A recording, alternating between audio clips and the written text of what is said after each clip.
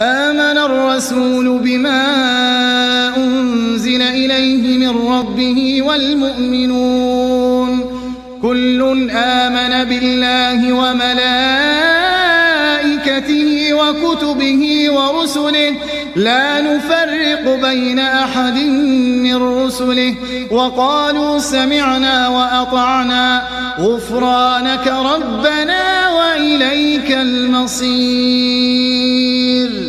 لا يكلف الله نفسا إلا وسعها لها ما كسبت وعليها ما اكتسبت ربنا لا تؤاخذنا إن نسينا أو أخطأنا ربنا ولا تحمل علينا إصرا